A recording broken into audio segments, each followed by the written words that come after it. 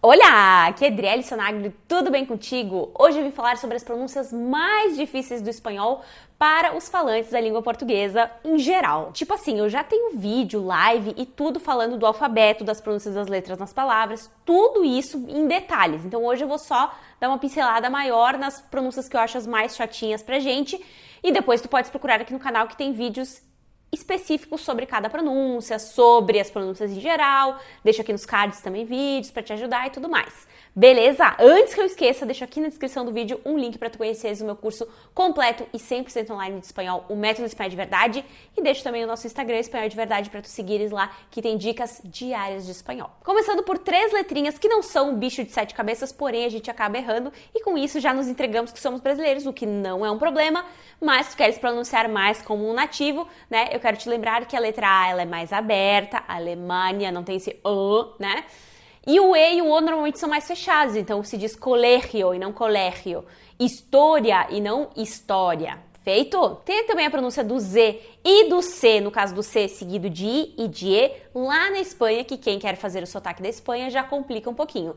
Na América, o som de S, de Z e de C seguido de I e de E é tudo a mesma coisa, é muito fácil, né? Caça, zorro, cereza, é tudo muito fácil. Mas na Espanha eles têm aquele som que é que nem o TH desvozeado aí do inglês, né?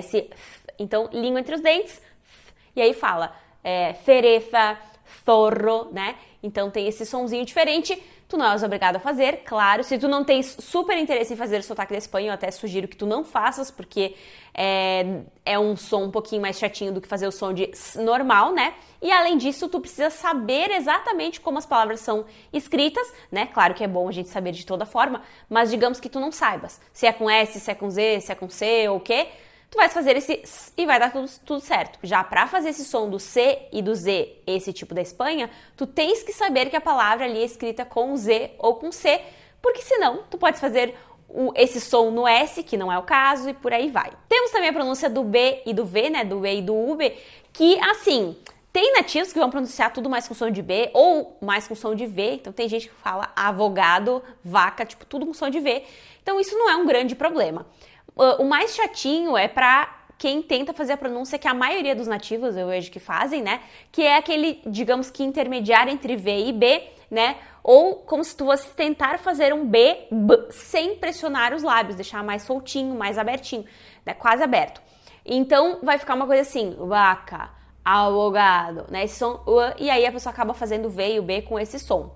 Né? Então, mas também não é um bicho de 7 cabeças, mas lembra, tem esse som de ok? Pratica aí que vai saindo. Temos o som do D e do T, que também não é um som difícil, principalmente para quem tem um sotaque no português que acaba falando esse D e T suave, mas que a gente tem que cuidar para não fazer tipo os T de Diego, tia, dia, né? Não, é dia, tia, Diego, usted, né? É bem suave o D e o T, então lembra disso. Temos também o S aspirado, já tem um vídeo, deixa aqui nos cards do S aspirado. É um outro som que as pessoas ficam às vezes, né, preocupadas, mas tu não és obrigado a fazer. Por exemplo, eu tenho uma frase, ¿qué estás haciendo? Claro que tu podes emendar, mas tu podes falar tipo, ¿qué estás haciendo? Tudo com som de S, o S sempre forte em espanhol. Mas, se tu fizeres o S aspirado, tu vais dizer algo tipo, ¿qué estás haciendo? ¿Qué estás haciendo? Né? Fica esse sonzinho aspirado, é um S que parece o som de R, às vezes o S é cortado nas palavras, então tem essa questão, mas tu não és obrigado a fazer esse som. Então, se for saindo no automático, tipo, né, por exemplo, eu, quando estava na Argentina, acabava ouvindo isso e acabou ficando automático para mim. Não que eu tivesse a intenção de fazer esse som. Hoje, muitas vezes, eu uso essa aspirado porque virou automático. Mas não te preocupa, se tu achas difícil ou não queres fazer, tranquilão. Mas então, ¿qué estás haciendo? Te estoy esperando. Te estoy esperando. Então tem esse, né, que é o S aspirado. O G e J é um outro som que às vezes a gente fica com medo, né? É esse som, não tem dificuldade. Tudo bem que tem nativos que às vezes fazem mais, às vezes mais forte ou fraco, mais pra cima, mais pra baixo o som, mas é tudo ali na garganta. Então assim, basicamente é o som do nosso R em começo de palavra, tipo rato, rabiscar, rabiscar. Esse R nosso português, que é o nosso R forte, é o som do J em espanhol em qualquer situação e do G seguido de I e de E, porque se for GA é GA, GU é GO, GU é GU, né?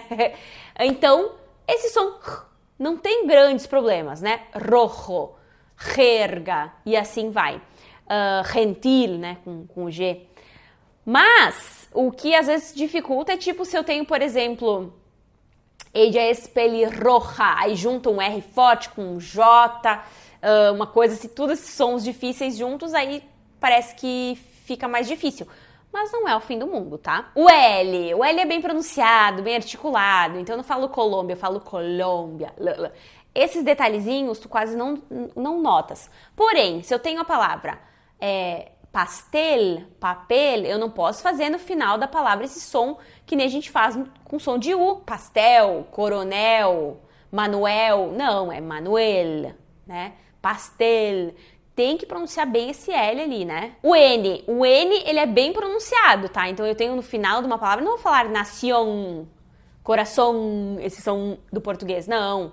Nación, coração, né? Tudo bem pronunciado o N. Posso usar para emendar palavras, en el almuerzo, por exemplo, e assim vai. O R, né, que é um dos mais temidos do espanhol, a gente tem o R fraco, que é r, carinho, aroma, né? Bem tranquilão. O que complica é o R no começo de palavra, às vezes no final que eles puxam mais também, e o R, os dois R's e tal, que é o R forte que a gente chama, né? Então, nesse caso, eu tenho que vibrar, eu tenho que botar a língua no céu da boca, e a ponta da língua tá quase aqui na frente nos dentes.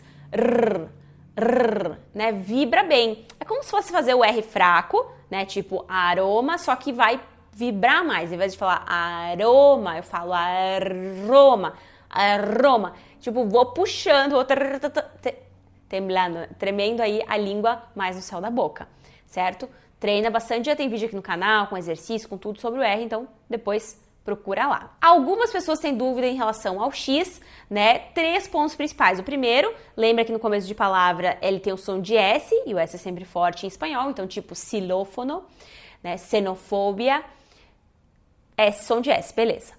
Aí a gente tem, por exemplo, a palavra México, que é uma das dúvidas das pessoas, tipo, por que tem o som de J? Porque antigamente se escrevia com J, hoje não, mas ainda mantém-se essa pronúncia. Algumas pessoas, inclusive, ainda escrevem com J. Só por isso, tá? É uma exceção. Mas o X no meio de palavra, ele tem o som de X, tá? Então, que nem no português eu vou falar sexo, por exemplo. Sexo, esse X aí. É a mesma coisa no espanhol. Então, eu vou falar, por exemplo, exquisito. O que eu vejo é que tem alguns brasileiros, enfim, falantes do português, que acabam falando exquisito. Não sei por quê. Mas é x e não quisque, né? Tipo, sei lá. É exquisito. Tem nativos, inclusive, que na rapidez ali acabam falando o som de S, exquisito. Vocês vão ver. Vão ouvir e vão dizer que a professora tá louca que falou que era x. Mas a regra geral é que é x, né? A maioria faz assim, exquisito, extrañar e assim vai. Outra pronúncia que dá um medinho aí, dá um negócio nos brasileiros é a pronúncia dos dois L's e do Y, do dígrafo doble L e da letra J. No geral, a maioria dos nativos pronuncia da mesma forma as duas coisas, tá? O dígrafo e a letra I e Y. Porém, tem situação que, por exemplo, os dois L's são pronunciados como um LH, e aí, no caso, no Y não vão pronunciar assim, vão pronunciar, de repente, de uma maneira meio suave, mas não som de tipo do nosso LH do português. Mas são pouquíssimos lugares, tipo, da Espanha, não é toda a Espanha, enfim, que pronuncia assim. Vamos pensar na regra geral, na maioria dos lugares pronunciam da mesma forma os dois, ou muito parecido. E aí, tu tens a possibilidade de fazer deixa eu usar uma palavra aqui com Y e uma com dois L's, tá? Como é que a pessoa vai falar? Ou ela vai falar, por exemplo, yo, llave, yo, llave, yo, llave, yo, chave, yo, llave. Então, assim, tem variações, certo? Mais suave, mais forte, mais chiado. E aí eles acabam pronunciando todas as palavras que tem a letra Y ou o dígrafo dois L's ali, né?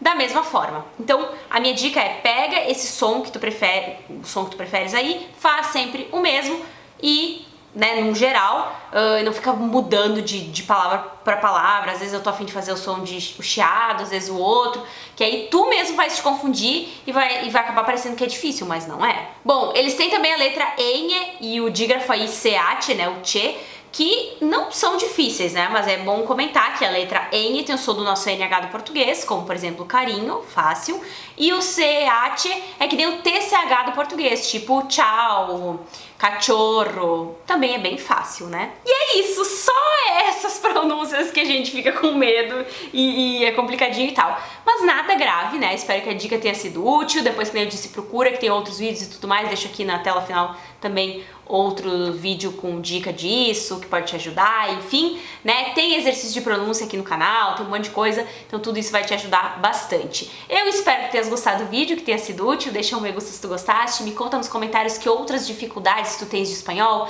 que assuntos tu queres que eu trate em futuros vídeos, e eu vou trazendo tudo que eu posso assim que eu posso. Te inscreve aqui no canal se tu ainda não tá inscrito, nos segue lá no Insta Espanhol de Verdade, e nos vemos num próximo vídeo. Hasta pronto, tchau!